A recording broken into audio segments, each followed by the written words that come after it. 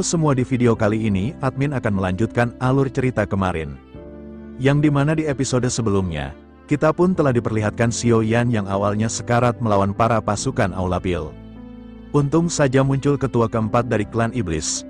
Akhirnya ketua keempat dari klan Iblis yang berada di tingkat 8 Dodi, dia pun berhasil menghancurkan para pasukan Aula Pil, tinggal sang pemimpin yang bernama Lan Yang.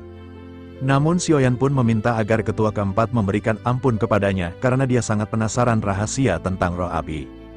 Karena orang itu mengetahui rahasia roh api tersebut. Lalu Xiao Yan berniat untuk merekrut Lan Yang masuk ke Xiao Mansion. Sehingga pada akhirnya Xiao Yan pun segera berkata bahwa dirinya tidak akan membunuh Lan Yang, akan tetapi ada satu syarat yang harus dipenuhi. Lan Yang pun memandang ke arah Xiao Yan dengan curiga dan bertanya mengapa Xiao Yan tidak ingin membunuhnya. Sepertinya Xiao Yan benar-benar sangat ingin tahu mengenai rahasia dari roh api. Apakah Xiao Yan pada saat ini benar-benar ingin menggunakan Lan Yang?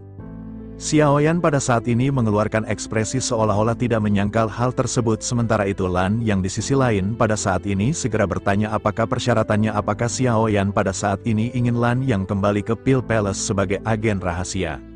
Bahwa dirinya bukan menjadi agen untuk menyamar, tapi dirinya akan menjadi anggota yang bertempat di Xiao Mansion.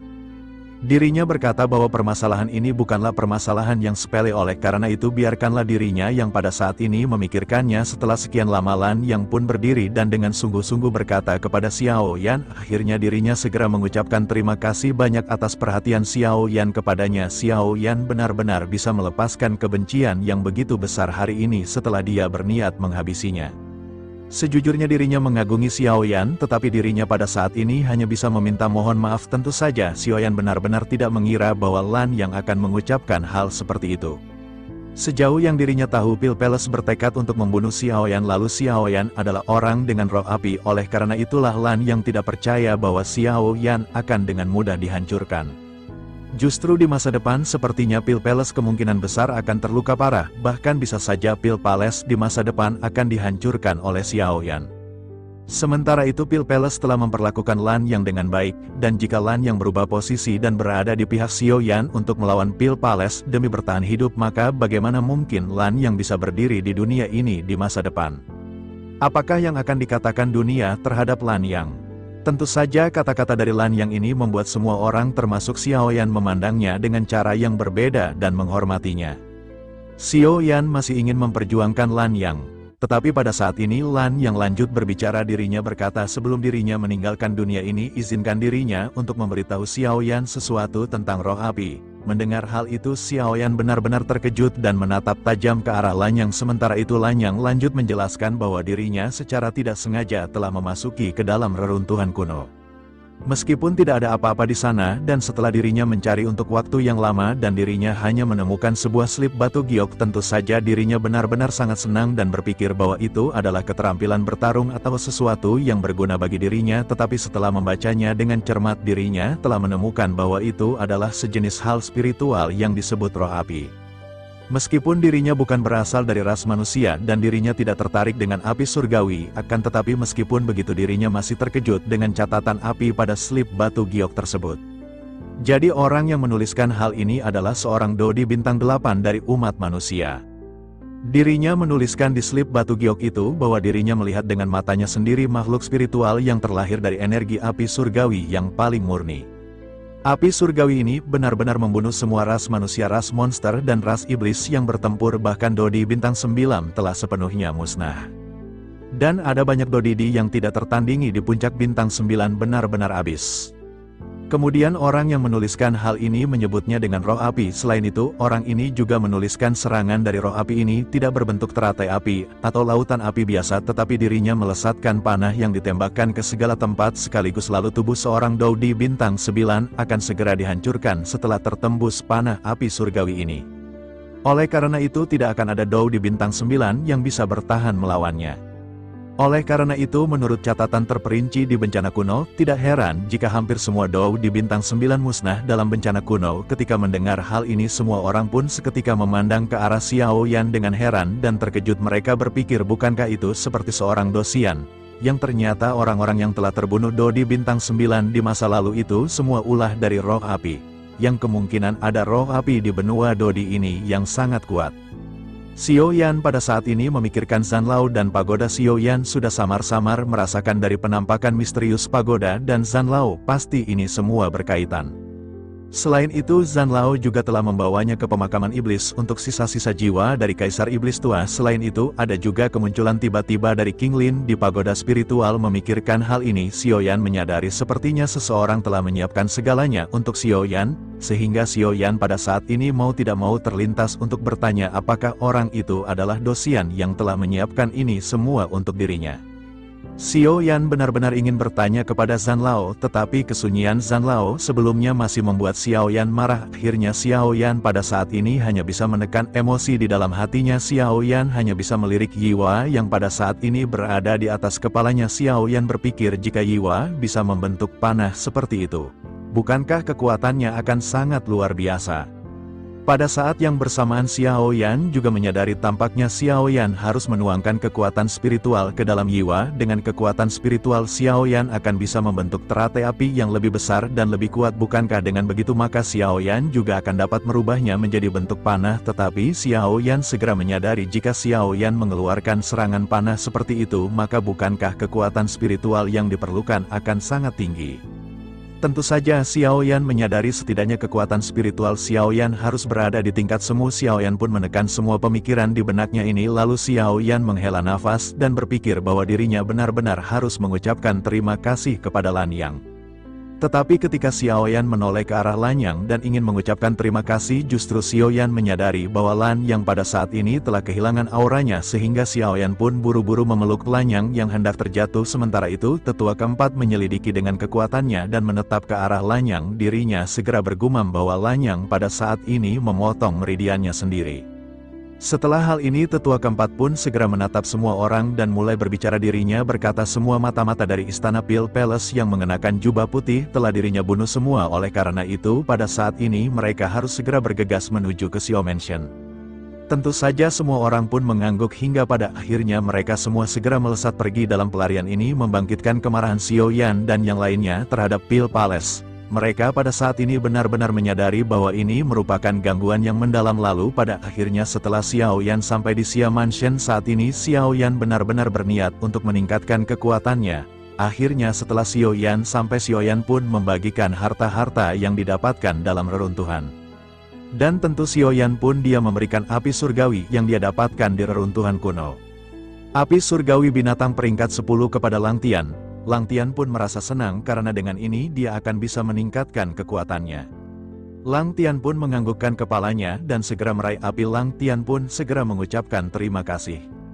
Pada akhirnya semua orang segera melakukan pesta dan berbincang-bincang santai. Saat ini mereka merilekskan tubuh dengan meminum es teh yang lagi viral. Setelah bersantai mereka mendapatkan informasi bahwa Zhen Bufan sedang berkunjung. Xiao Yan pun mengerutkan kening dan pada saat ini hanya bisa menatap ke arah Zeni. Zeni segera berkata pasti pamannya ingin meminta Xiao Yan untuk bekerja sama hal lain. Xiao Yan sedikit bingung dengan perkataan tersebut, namun dirinya tiba-tiba menyadari sesuatu. Tampaknya Presiden Zhen sedang memikirkan resep di tangan Xiao Yan. Xiao Yan pun segera berdiri dan mengajak mereka semua untuk pergi menemui Presiden Zhen Bufan. Lalu singkat cerita mereka pun pada saat ini telah bertemu dengan Zhen Bufan dan saling berbincang-bincang santai. Setelah beberapa putaran, Zhen Bufan pada akhirnya segera mulai berbicara lebih serius. Dirinya berkata bahwa dirinya telah mendengar tentang fakta Pil Palace yang mengirim orang untuk membunuh Xiao Yan. Zhen Bufan merasa Xiao Yan tentu saja tidak tahan dengan semua ini. Menanggapi hal itu Xiao Yan hanya bisa tersenyum dan berkata, apalagi yang bisa Xiao Yan lakukan dengan Xiao Mansion yang sekecil ini, apakah bisa bersaing dengan Pil Palace? Dengan nada bercanda Xiao Yan segera bertanya apakah Presiden Zhen ingin membantu membalas dendam untuk Xiao Mansion. Zhen Bufan pun tersenyum dan berkata bahwa dirinya tidak memiliki kekuatan di bidang itu, tetapi jika di pusat perbelanjaan maka dirinya akan dapat membantu Xiao Yan menghadapi pukulan berat Pil Palace. Akhirnya Zhen Bufan segera berkata bahwa Xiao Yan tentu tahu bahwa selama bertahun-tahun meskipun aliansi bisnis Mengambil banyak saham di pasar obat mujarab pemulihan kelas bawah, tetapi bahan obat mujarab menengah ke atas masih dipegang oleh Pil Palace. Pasar tersebut sulit diguncang oleh aliansi bisnis karena mereka tidak memiliki pil tingkat menengah ke atas. Oleh karena itu, jika Xiao Yan bisa membuat resep tingkat tinggi, maka tentu saja tidak perlu banyak pil tingkat tinggi yang Xiao Yan masukkan, dan selama ada satu jenis pil sangat bagus, itu pasti akan memberi Pil Palace pukulan besar. Menanggapi hal itu, Xiao Yan pada saat ini merenung dan berpikir pil apa yang akan Xiao Yan keluarkan. Zhen Bufan pada saat ini tersenyum melihat Xiao Yan yang berpikir, dirinya berkata bahwa pil peremajaan yang Xiao Yan lelang terakhir kali sangatlah bagus. Xiao Yan seketika menatap ke arah Zhen Bufan dan berpikir benar saja dirinya menginginkan pil ini. Namun Xiao Yan menyadari bahwa pil peremajaan ini benar-benar obat mujarab yang dihimpikan setiap wanita. Semua orang sepertinya telah melihat adegan mendidik para wanita di seluruh daratan berebut pil peremajaan. Pada saat ini Xiao Yan masih bingung. Xiao Yan berpikir dari aspek mana? Jika hanya seperti itu, bukankah mereka hanya akan menghasilkan lebih banyak uang? Namun menghasilkan banyak uang hanya membuat Pil Palace cemburu. Hal itu benar-benar tidak bisa mencapai tujuan mereka untuk menyerang Pil Palace. Mendengar hal itu, Zhen Bufan dengan bangga segera berkata bahwa Xiao Yan benar-benar salah. Xiao Yan pada saat ini harus mendengar analis Zhen Bufan untuknya. Bukankah Xiao Yan menyadari bahwa semua sangat menginginkan pil peremajaan? Dengan begitu, bukankah mereka akan mencoba untuk mengumpulkan uang? Mendengar hal tersebut, semua orang pun mengangguk dan menyadari suatu. Sementara itu, Zhen Bufan lanjut menjelaskan bahwa orang-orang yang mampu menawar pil peremajaan adalah konsumen obat mujarab kelas atas. Setelah menyadari informasi ini, mereka pasti akan mati-matian menghemat uang dan mengumpulkan banyak uang, sehingga dengan begitu bukankah konsumsi obat mujarab kelas atas dari Pil Palace akan menyusut tajam? Tujuan Zhen Bufan adalah untuk mengurangi konsumsi pasar obat mujarab menengah kelas atas milik Pil Palace dan membuat mereka bangkrut. Xiao Yan pada saat ini tidak punya alasan untuk menolak masukan tersebut. Akhirnya Zhen Bufan juga pada saat ini merasa lega karena Xiao Yan benar-benar telah setuju. Zhen Bufan pun menarik nafas panjang dan berkata bahwa semuanya benar-benar tidak bermasalah, mereka hanya harus menjalankan kerja.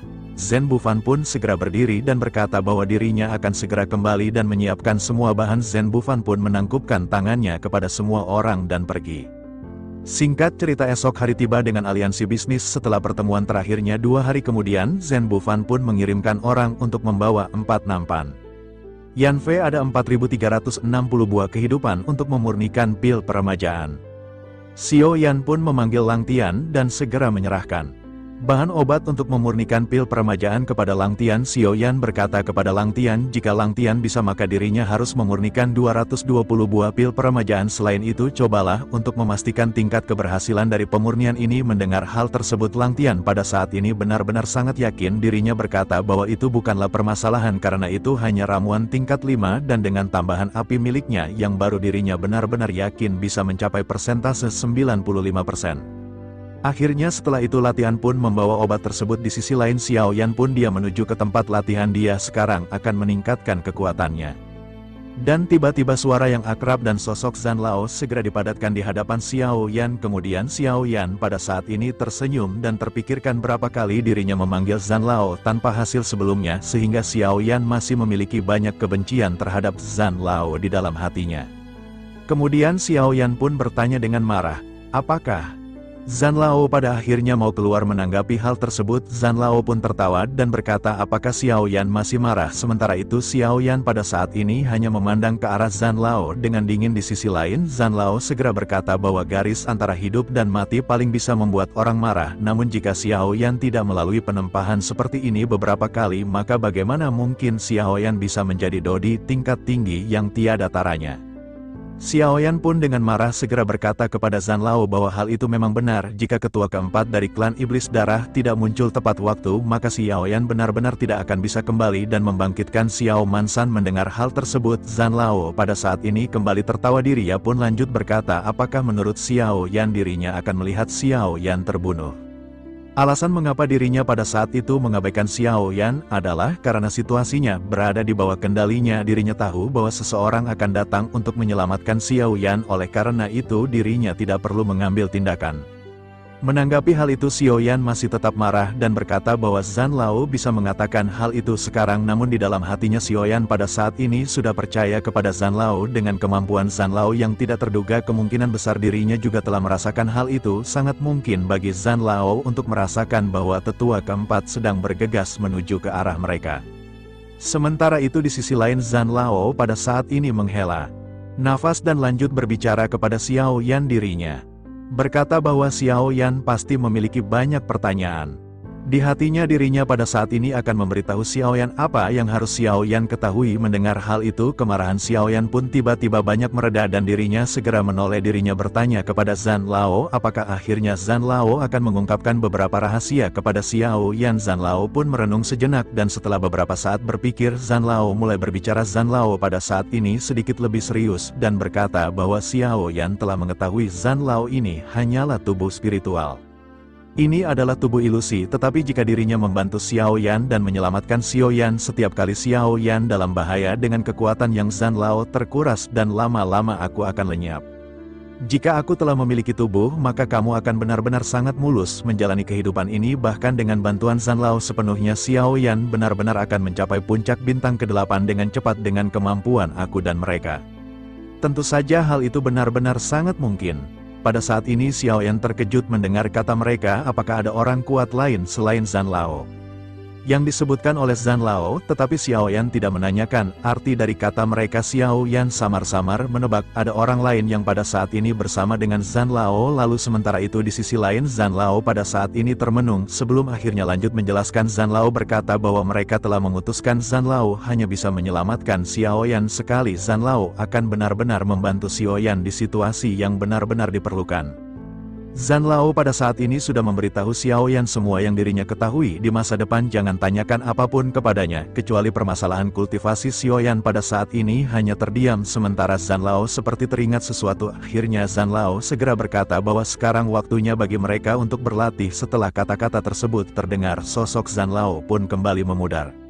Sementara itu Xiao Yan buru-buru menghentikan Zhan Lao dan meminta dirinya untuk menunggunya. Xiao Yan dengan cepat mengajukan pertanyaan di dalam hatinya mengapa dirinya tidak bisa memanggil menara kecil pada waktu itu. Menanggapi hal itu Zhan Lao menghentikan sosoknya yang memudar. Dirinya lanjut berkata bahwa dirinya lupa memberitahu Xiao Yan jika Xiao Yan ingin menggunakan menara untuk melarikan diri maka Xiao Yan harus menunggu sendiri.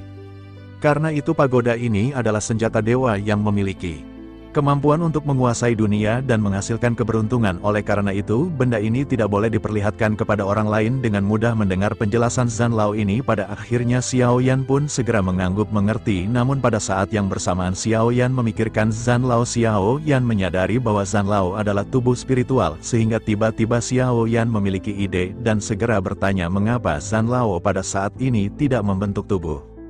Mendengar hal tersebut Zhan Lao pun tersenyum puas dan sosoknya pada saat ini mulai memudar. Dirinya pun segera berkata bahwa dirinya akan menunggu hari Xiao Yan mencapai ketinggian yang mereka harapkan. Pada saat ini Xiao Yan hanya bisa menatap sosok Zhan Lao yang menghilang sepenuhnya, tetapi pada saat ini Xiao Yan memahami sesuatu dari perkataan Zhan Lao. Akhirnya Xiao Yan pada saat ini menenangkan diri dan berniat untuk memulai pelatihannya.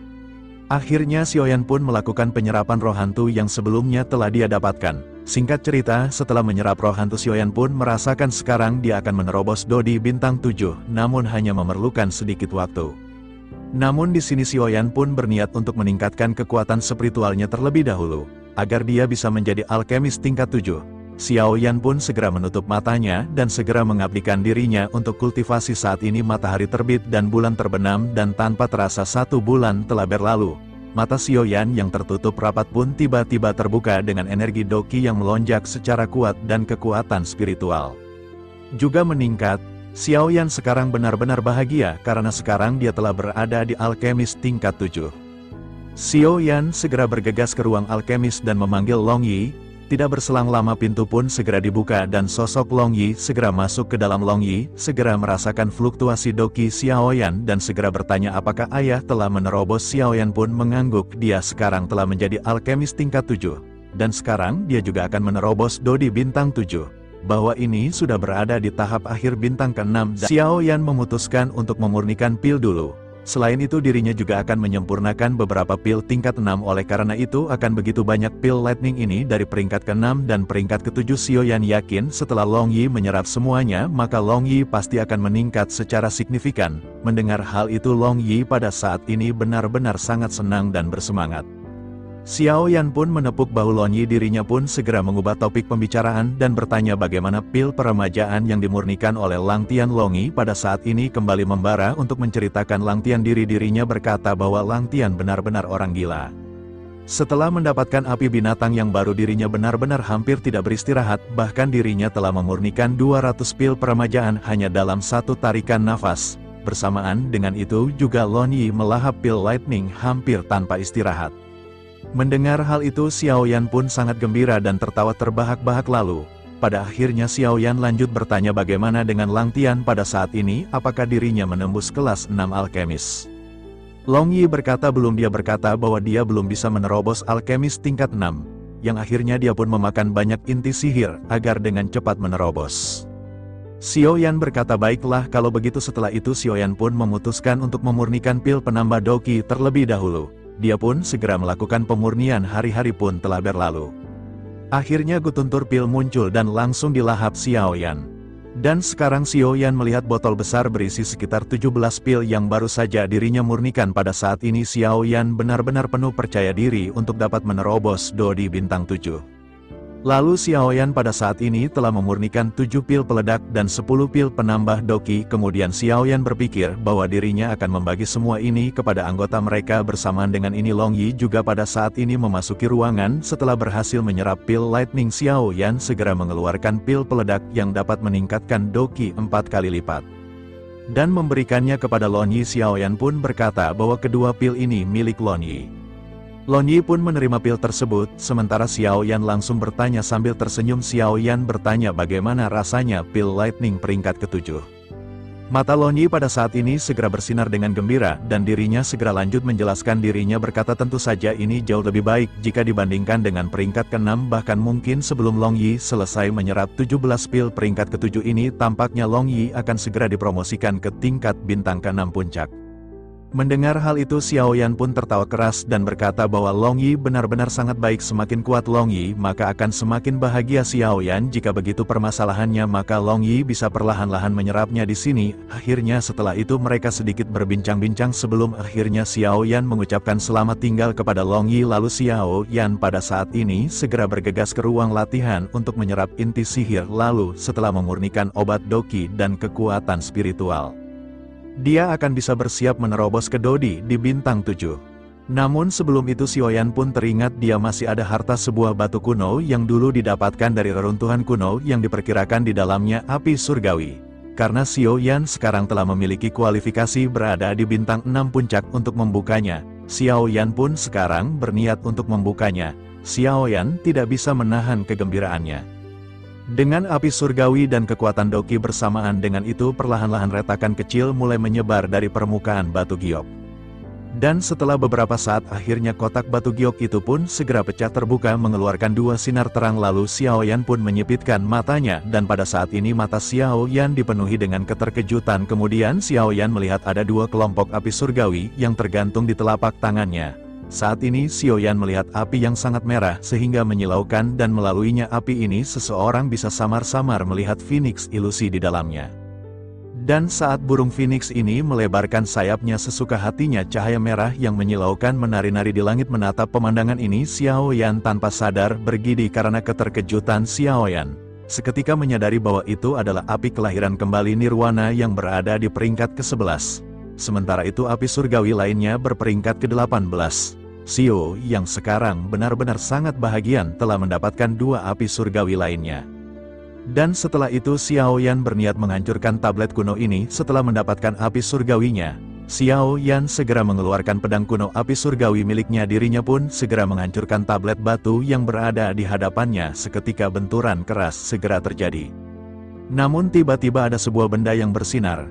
Akhirnya setelah beberapa saat Xiao Yan pun tertawa terbahak-bahak. Xiao Yan lanjut bergumam, sungguh tidak diduga bahwa ini benar-benar bukan batu giok, ternyata ini adalah sebuah segel spiritual. Selain itu, segel roh ini benar-benar masih belum memiliki kesadaran mendapatkan harta yang sangat berharga ini. Xiao Yan benar-benar sangat gembira. Xiao Yan tidak menyangka bahwa pada saat ini surga benar-benar telah membantunya.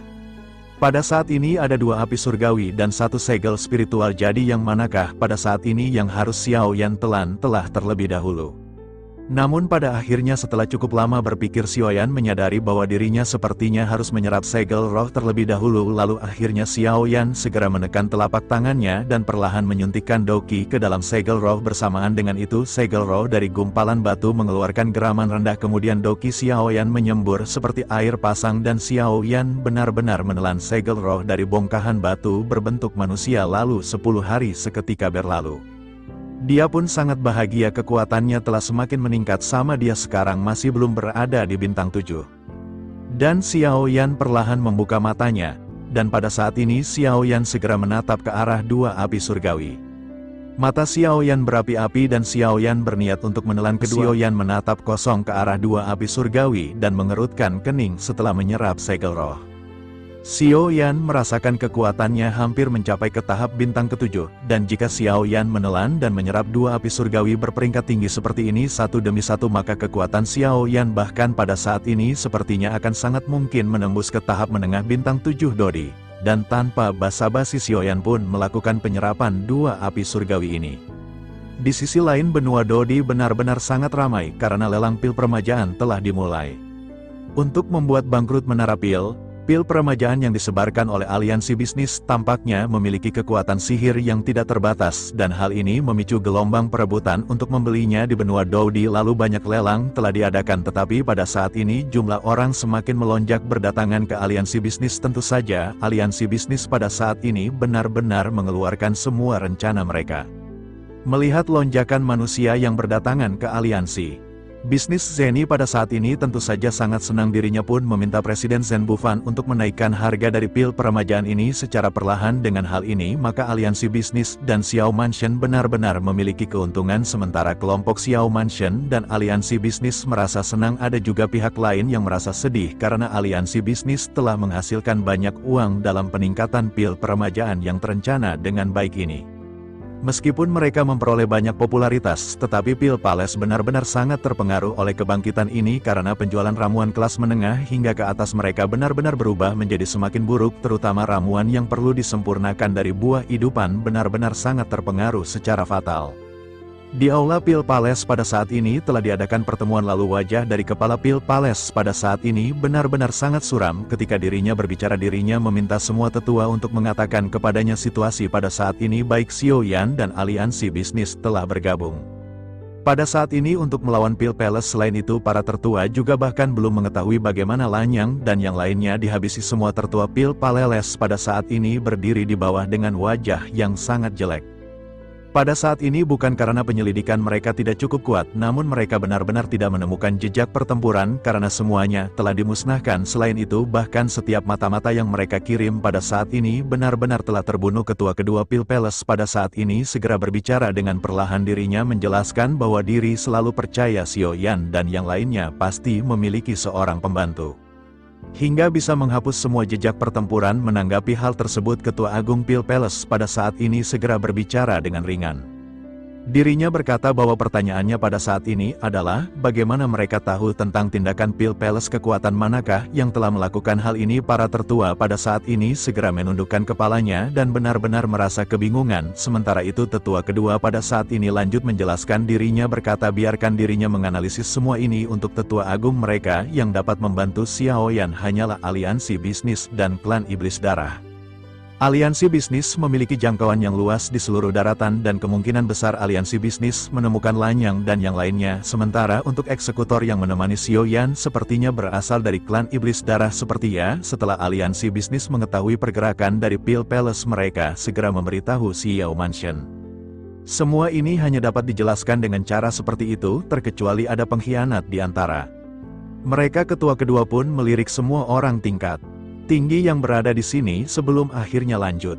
Berbicara dirinya berkata, tetapi semua telah mengikuti Pil Palace selama bertahun-tahun. Ketua Agung pun menganggukkan kepalanya dan berkata jika dirinya juga tidak percaya mereka semua akan mengkhianati Pil Palace. Ketua Agung pun menggelengkan kepalanya dan pada saat ini tidak bisa tidak memikirkan Huoli, tetapi dirinya dengan cepat menyangkal kecurigaannya karena dirinya menyadari Huoli terluka parah oleh Xiao Yan pada saat sebelumnya. Dirinya pun segera memikirkan kemungkinan lain dan segera menuju ke arah aliansi bayangan. Ketua Agung berkata, meskipun aliansi bayangan juga disewa untuk membunuh Xiao Yan, akan tetapi mereka semua melakukan hal ini demi uang, dan jika Xiao Mansion menyerang Pil Palace melalui aliansi bayangan, maka hal ini benar-benar sangat masuk akal. Namun pada saat ini mereka harus mengesampingkan permasalahan ini terlebih dahulu. Mendengar hal itu para tetua pada saat ini hanya bisa mengangguk ringan. Sementara itu Tetua Agung segera mengganti topik pembicaraan dan bertanya kepada semua orang. Dirinya bertanya bagaimana analisis komposisi pil permajaan. Ketua pertama pada saat ini dengan sedih segera berkata bahwa semua bahan telah dianalisis dengan jelas. Bahkan proporsi masing-masing bahan juga telah ditentukan, tetapi pada saat ini mereka menemukan bahwa pil ini benar-benar sulit untuk dimurnikan. Mendengar hal tersebut Ketua Agung sama sekali tidak terkejut. Dirinya sudah menduga bahwa ramuan yang dibuat oleh Xiao Yan ini memang sulit untuk diduplikasi. Dirinya pun menghela sebelum akhirnya bertanya berapakah penurunan dari Pil Palace di pasar dagang. Ketua pertama segera memberitahu bahwa dalam beberapa bulan terakhir omset mereka telah turun hampir 50%. Menanggapi hal tersebut Ketua Agung segera berkata bahwa mereka benar-benar harus segera mencari solusinya. Akhirnya mereka pada saat ini segera membahas perumusan strategi untuk menghadapi penurunan ini. Di tengah-tengah pembahasan ini semua orang benar-benar kebingungan. Hal itu dikarenakan mereka menyadari bahwa buah kehidupan pada saat ini juga harganya telah meroket tajam. Mereka benar-benar harus memutar otak demi keberlangsungan dari Pil Palace. Akhirnya mereka pun berhasil merumuskan langkah yang pada saat ini harus mereka lakukan. Setelah itu Tetua Agung pun segera bertanya bagaimana dengan Xiao Yan. Pada saat ini mereka harus memperhatikan gerakan Xiao Yan kapan saja dan tunggu kesempatan untuk membicarakannya. Semua tertua pada saat ini hanya bisa mengangguk hingga pada akhirnya rapat segera dibubarkan dalam lonjakan. Pil peremajaan ini tidak hanya keluarga dari Pil Palace yang terpengaruh, namun di sisi lain keluarga Celan Yao juga pada saat ini terpengaruh. Mereka telah menanam buah kehidupan sejak lama dan pada saat ini mereka benar-benar mendapatkan manfaat dengan harga buah kehidupan yang melonjak tinggi. Maka mereka semua menjual banyak buah kehidupan dan pada saat ini mereka merasakan keuntungan dan dapat dikatakan klan Yao pada saat ini telah memperoleh kekayaan. Bahkan Yao Laotian juga pada saat ini memanfaatkan naiknya pil peremajaan. Selain menjual banyak buah kehidupan, dirinya pada saat ini juga hendak membeli pil peremajaan. Dirinya memutuskan untuk menukar semua buah kehidupan dengan lebih dari 50 pil peremajaan. Dirinya berniat untuk menyimpannya sebagai aset darurat dari klan Yao. Bahkan ketika aliansi bisnis pertama kali mempublikasikan pil peremajaan di daratan benua Daudi, Yao Laotian menyadari bahwa itu adalah resep rahasia eksklusif dari Xiao Yan. Dirinya pun secara pribadi pergi ke aliansi bisnis untuk bertemu dengan Zhen Bufan. Dirinya melakukan transaksi penukaran buah kehidupan dengan pil peremajaan. Sementara itu Zhen Bufan menyadari bahwa Yao Laotian adalah guru dari Xiao Yan, sehingga bagaimana mungkin dirinya tidak memberikan diskon kepada Yao Laotian. Saat ini Zhen Bufan pun mengurangi buah kehidupan yang harus ditukarkan menjadi 9 butir. Dengan hal ini Yao Laotian benar-benar merasa sangat senang dan bangga terhadap Xiao Yan. Setelah selesai dirinya pun segera kembali ke klan Yao dan melakukan perbincangan dengan para ketua Yao Laotian. Berbincang-bincang ringan dengan para tertua sebelum akhirnya dirinya mengerutkan kening dengan pikiran di benaknya. Silsilah keluarga klan Yao pada saat ini segera keluar. Dirinya membalik halaman ke-18 di mana ada nama yang secara bertahap menjadi lebih cerah. Dirinya pun segera tertawa setelah melihat nama ini adalah nama Yao Chen. Akhirnya dia datang juga, aku telah lama menunggu kamu. Yao Laotian sangat gembira dan bergumam bahwa dirinya sangat penasaran dan menantikan Yao Chen ini yang bisa mengajar murid seperti Xiao Yan. Setelah itu Yao Tian pun memutuskan untuk menjemput Yao Chen sendiri ke kota air mata. Di sisi lain dua orang sosok muncul di kota air mata ini, yang dimana kota ini biasanya orang-orang dari benua sebelumnya bermunculan. Yao Lao berkata, alhamdulillah kita telah sampai dengan selamat. Inilah benua kaisar, memang sangat luas. Cerita berpindah kepada Yao Laotian yang telah tiba di kota air mata. Di atas langit kota air mata saat ini Yao Laotian memancarkan kekuatan spiritualnya untuk menutupi seluruh daratan. Dirinya mengunci Yao Lao yang berpakaian putih dengan garis darahnya. Yao Laotian pun segera menoleh ke arah Yao Lao. Seperti itu dia, namun dia bingung. Pada saat ini ada seorang yang berdiri di sana, sangat jelas mereka sepertinya pada saat ini datang bersama dari benua Doqi. Yao Laotian melihat seorang wanita yang mengenakan gaun ungu, lalu ada ekspresi tegas terlihat di matanya, tetapi ekspresi tegas ini bercampur dengan kecantikan, kemudian ada daya pikat liar yang tidak terlukiskan di antara matanya yang sipit. Digambarkan sosok ini benar-benar sangat indah dan dipenuhi dengan godaan terhadap lelaki, namun di balik itu ada aura iblis yang anggun yang benar-benar bisa menghipnotis semua orang. Bahkan Yao Laotian belum pernah melihat kecantikan yang seperti ini sebelumnya, meskipun ada yang seperti ini di benua Dodi, dan dirinya menyadari bahwa itu adalah sosok Zeni. Walaupun sosok Zeni menurutnya adalah wanita tercantik yang pernah dilihatnya di benua Dodi, akan tetapi kecantikan yang pada saat ini berada di hadapannya sama sekali tidak kalah dengan Zeni, dan pada saat ini Yao Laotian berpikir apakah hubungan wanita ini dengan Yao Chen, tetapi setelah memperhatikan dirinya segera curiga apakah ini mungkin istri Xiao Yan. Yao Tian pun sangat gembira dan melangkah maju. Setelah itu dirinya pada saat ini melangkah maju dan bergegas mendekati keduanya. Sementara itu di sisi lain pada saat ini Yao Chen melihat sekeliling. Dan tebakan Yao Laotian pada saat sebelumnya memang benar, karena Yao Chen pada saat ini datang bersama dengan Kailin sang janda bohai. Pada saat ini Yao Lao bertanya dengan kebingungan apakah ini benua Dodi, bahkan Kailin juga pada saat ini melihat sekeliling dan berkata seharusnya memang begitu. Sementara itu di sisi lain Yao Lao pada saat ini segera berkata bahwa mereka harus segera pergi, mereka harus segera menganalisis situasi di sini terlebih dahulu. Kailin pun mengangguk mendengar perkataan Yao Lao. Namun saat keduanya hendak bergerak, sesosok tubuh segera turun dari langit. Keduanya pun segera mundur beberapa langkah dan menatap ke arah Yao Laotian yang datang tiba-tiba. Sementara itu Yao Laotian dengan santai melirik ke arah Kailin dengan senyum di wajahnya. Dirinya pun segera menoleh ke arah Yao Lao dan bertanya apakah ini adalah Yao Chen. Melihat Yao Laotian dengan senyum ramah di wajahnya, tentu saja Yao Lao dan Kailin diam-diam merasa lega. Kemudian Yao Lao pada saat ini segera bertanya apakah sosok ini mengenal Yao Chen. Yao Lao dan Kailin pada saat ini tidak mengerti mengapa seorang yang sepertinya sangat kuat ini muncul di hadapan mereka. Mungkinkah Xiao Yan telah mengirim orang ini untuk menjemput mereka? Akan tetapi keduanya langsung membantah dugaan tersebut dan tersadar karena jika dirinya dikirim oleh Xiao Yan, mengapa Xiao Yan tidak datang sendiri untuk menjemput mereka? Selain itu bagaimana Xiao Yan tahu bahwa mereka akan datang ke benua Dodi pada saat ini? Sementara itu di sisi lain Yao Laotian berkata bahwa dirinya tidak mengenali Yao Chen, tetapi dirinya tahu bahwa itu adalah Yao Chen. Yao Laotian mengeluarkan silsilah keluarga Yao dan membalik halaman dengan nama Yao Lao. Dirinya segera menunjuk nama ini dan berkata bahwa nama Yao Chen di sini telah menyala dan itu artinya Yao Chen telah tiba di benua Dodi. Yao Lao pun melihat namanya sendiri yang menyala dan dirinya tidak bisa rasa curiga. Dirinya pun segera bertanya bahwa ada begitu banyak orang di sini dan bagaimana dirinya mengetahui bahwa sosok ini ada.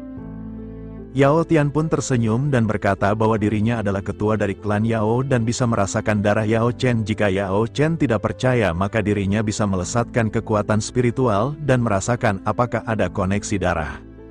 Yao Lao pada saat ini setengah percaya dan memandangi Kailin sebelum akhirnya menoleh kembali ke arah Yao Laotian. Dirinya pun segera melesatkan kekuatan spiritualnya dan samar-samar bisa merasakan tubuh Yao Laotian yang memancarkan hal yang sama dengannya. Akhirnya Yao Lao pun mengangguk ke arah Yao Laotian dan Yao Laotian pun tersenyum. Yao Laotian pun lanjut menjelaskan bahwa Yao Lao baru saja datang ke benua Dodi dan levelnya masih rendah. Oleh karena itu induksinya tidak akan terlalu jelas, dan ketika levelnya meningkat di masa depan, maka induksi ini akan jauh lebih banyak dan lebih jelas. Mendengar hal tersebut Yao Lao pun mengangguk dan berkata dengan hormat. Dirinya berkata bahwa Yao Chen pada saat ini berterima kasih kepada tetua karena telah menjemputnya. Mendengar hal tersebut Yao Laotian pun segera menyela Yao Lao dengan bercanda. Dirinya berkata bahwa dirinya benar-benar tidak mengerti karena Yao Chen begitu sopan, akan tetapi mengapa murid yang Yao Chen sedikit kurang ajar, dia tiba di klan Yao telah mengamuk tidak seperti Yao Chen sama sekali. Mendengar hal itu Yao Chen benar-benar terkejut dan memandang ke arah Yao Laotian dengan ketidakpercayaan. Melihat keterkejutan ini Yao Laotian tersenyum dan bertanya bukankah Xiao Yan adalah murid Yao Chen? Mendengar hal tersebut Yao Lao pun segera bertanya apakah tetua mengenal Xiao Yan. Di sisi lain Kailin juga bertanya kepada Yao Laotian dengan cemas dengan mata indah yang bersinar. Dirinya bertanya apakah senior benar-benar mengenali suaminya. Menanggapi hal tersebut Yao Laotian pada saat ini tertawa bahagia dan segera lanjut menjelaskan. Yao Laotian berkata bahwa suaminya memanggilnya dengan sebutan leluhur.